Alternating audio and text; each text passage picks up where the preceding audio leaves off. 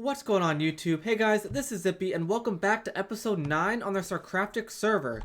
And today we are going to be starting things off on top of our villager breeder because it is finally time to start working on this thing again. Last time we really worried about all these guys is when we were building our iron farm back in episode 4 I believe.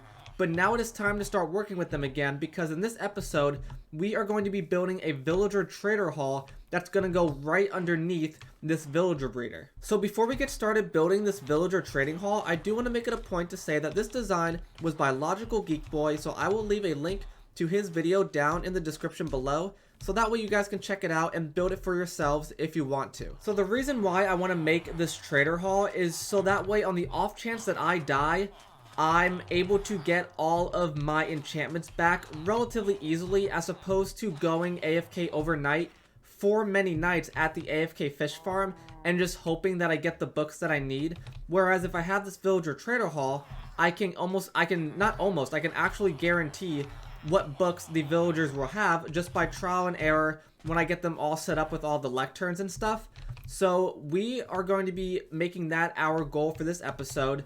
And the first thing that we need to do is go ahead and actually dig out the area underneath this place. So I pretty much just need to dig out a massive hole, and I have just realized that I've been digging out many holes recently in all these episodes. We dug out a massive hole for our mob farm under the ocean. We dug out a massive hole for the slime farm just over there. So I'm gonna go ahead and start digging out this area, and then I will come back once it is time to actually start putting together all of the holding chambers for all the villagers. Okay guys, so we are back and I went ahead and I put our beacon over here so that way we can mine out this hole relatively quickly. So if we just head down here, we can now see that we now have a gigantic hole, and this is where we are going to be building our villager trader hall. And this is going to be the entrance of it. So right here, in place of this ladder, there's going to be some bubble elevators. And then right along the sides of these walls are going to be all of the villager trading booths. So there's going to be 10 on this side and then 10 on this side. So we're going to have 20 villagers total. And then over on this back wall, right underneath here is where the villagers are actually sitting right now from the villager breeder. So they're going to be coming down in a drop chute right along this wall right here. And they are going to be sorted, I guess, maybe into a control room, maybe in this corner or actually right about this area.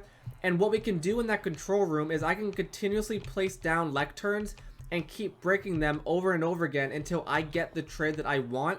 And then once I get the trade that I want, there will be some buttons that I can press. It'll send off the villager in a minecart to go into the next available holding area. So that's going to be kind of what's going on over here. And then I think also in this corner I might be adding some double chest of some basic items that you can trade. So we've got all the carrots and potatoes and paper and pumpkins and all that stuff, so that way we can kind of knock out some basic trades to get some emeralds, so that way we can use those emeralds to buy all of the enchanted books.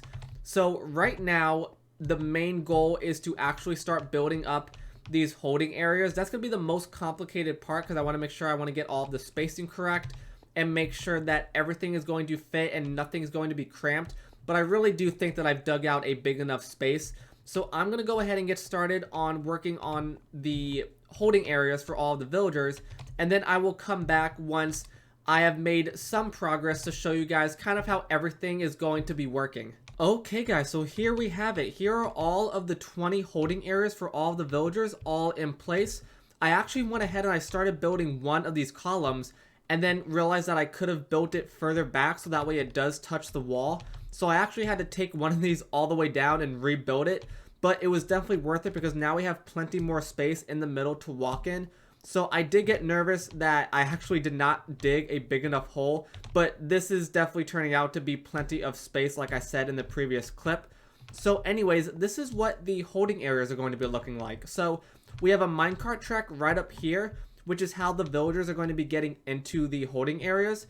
And what's basically going to happen is they're going to go through and they're going to run into this redstone block, which will make the villager jump out of the minecart and then fall down into the holding area right here.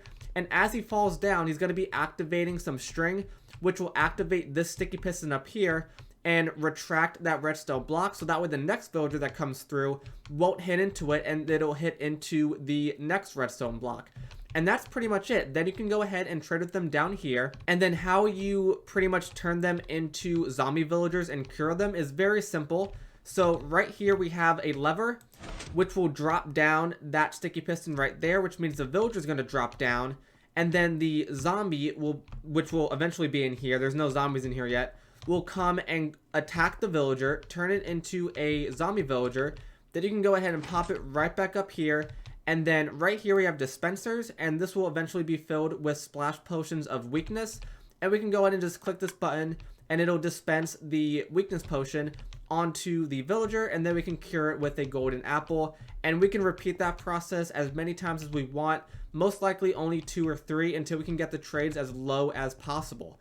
So that's pretty much it. We have 20 spots, and now it is time to start actually putting in all of the minecart systems and the water streams that'll transport the villagers into the minecarts, and then also digging out the drop chute, because once again the villagers are right above us in the holding area from the villager breeder, so we have to build the drop chute to get them all the way down into this area right over here.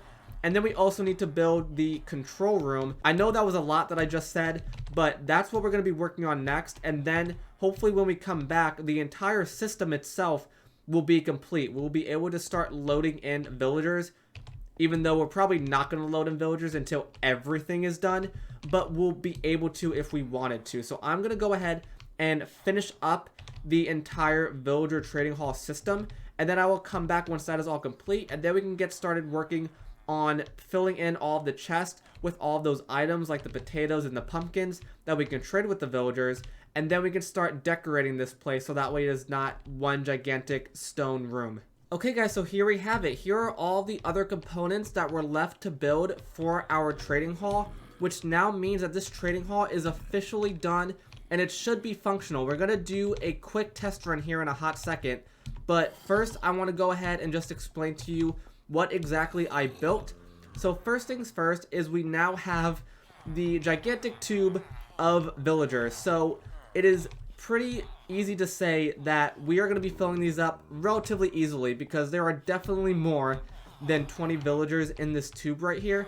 The only thing that I didn't build is the mechanism to sort out the baby villagers and the adult villagers, which means that there is a possibility that when I summon a new villager, the minecart might pick up a baby villager, but that's not that big of a deal because all we got to do is pretty much just break it out of the minecart and then just drop some lava on it and then kill it. So it's really not that hard of a thing to overcome. But anyway, so that is the tube that holds all of the villagers, obviously.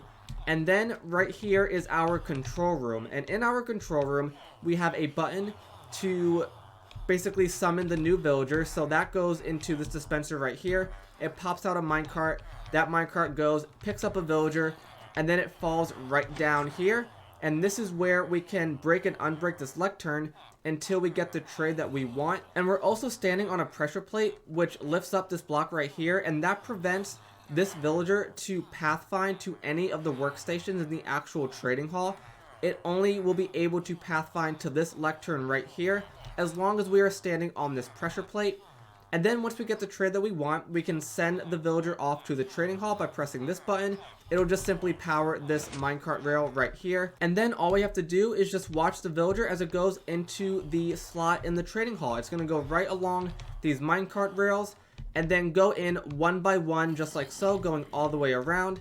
And then once the villager goes into whatever slot it goes into, the minecart will continue going all the way around, and it'll run into that cactus right there. It's going to break, go into the hoppers, which you can't see, and then go right back into this dispenser right over here. And the last thing that we built was this mechanism right here, and this is basically a safety mechanism for when if we accidentally send a villager when all of these spots are already filled up, that villager will go all the way around and it'll pop out right here, fall into this tube, and there's lava right at the bottom, so it'll just die in the lava. And then the minecart will continue going into the cactus and go right back into the dispenser. Okay, so with everything built, I think it's time to do a test run. So I went ahead and I filled up this dispenser with some splash potions of weakness, we have our golden apples. That dispenser is filled up with some minecarts. We have plenty of villagers ready to be taken into the system. So I say it's time to do this thing. And actually, I just remembered, I have a clock right here. And this is so I know what time of day it is, because villagers will only lose their profession and take a new profession at a certain time of day.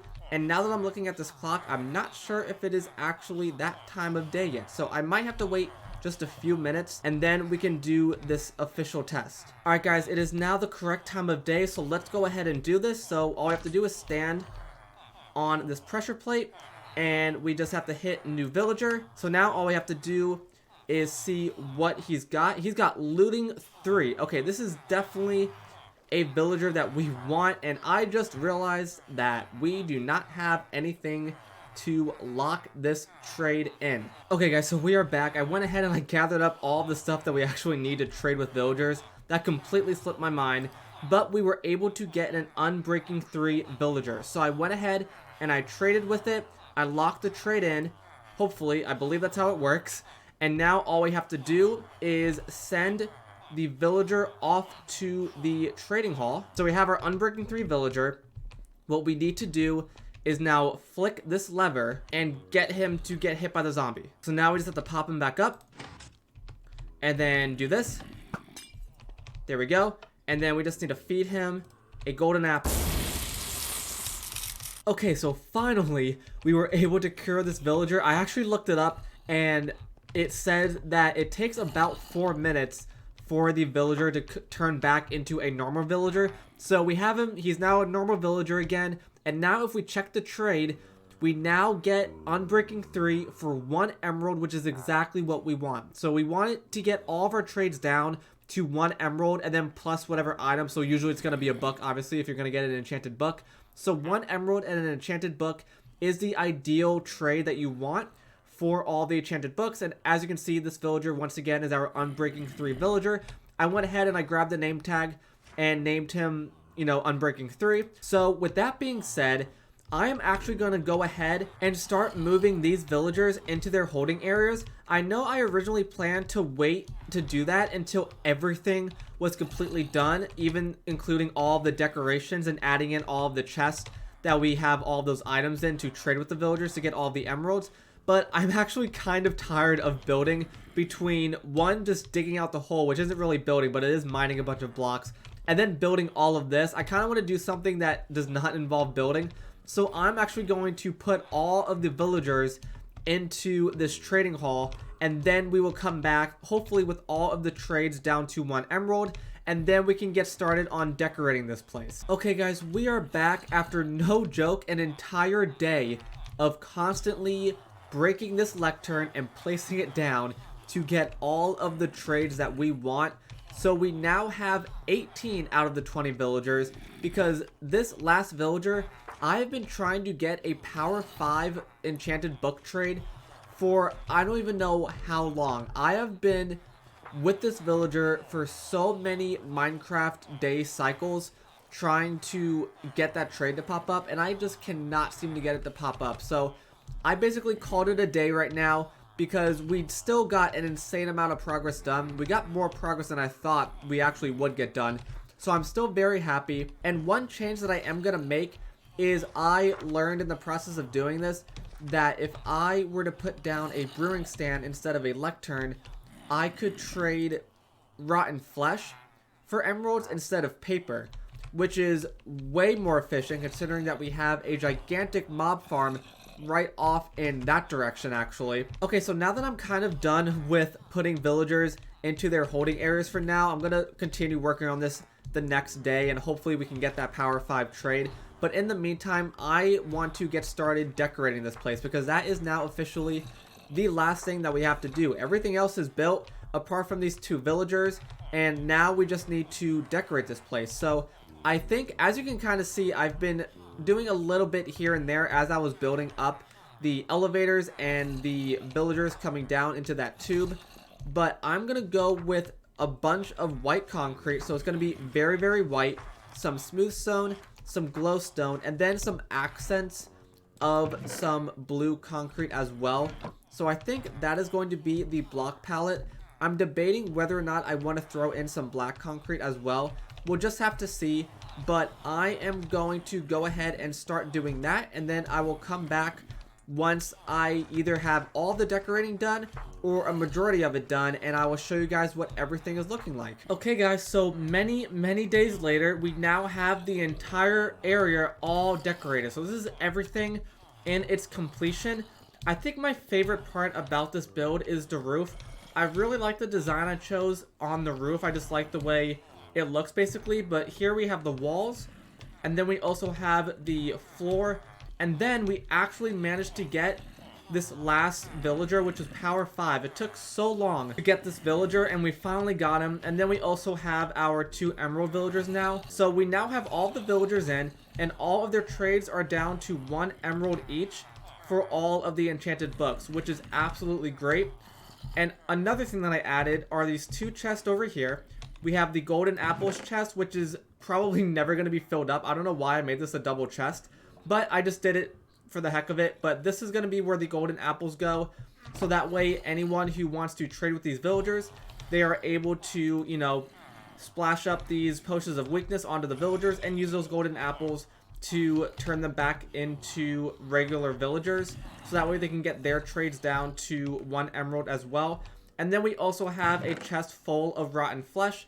So once again, anybody who wants to use this trading hall can take that rotten flesh and trade it with these guys to get all of the emeralds that they want. Okay, so outside here, right in the back of our villager breeder, we have the little entrance that you will be using to get into the villager trading area. This is where those water elevators lead up to. So we have a sign that says, "Welcome to Zippy's Villager Trading Hall." And we can head on in here. We have an ender chest, we have an anvil, and then we also have a little chest right here. And I'm not just going to let the other members use this for free. There is going to be a payment, but it's a really good deal. So what it is, it's a 1 level 3 IOU, so the max amount of IOU, but you get lifetime access. So it's a one-time payment of a level 3 IOU, and you can use this trader hall as much as you want. There is no limit to how many times you can come down here and trade with these villagers, as long as you provide me with 1 level 3 IOU. Alright guys, so that is going to do it for this episode, because as of right now, it looks like our time is up. I hope you guys enjoyed this episode. Please leave a like on the video, and if you really loved it, then make sure to subscribe. Thank you guys so much for watching, and as always, this has been Zippy, and I will see you guys next time.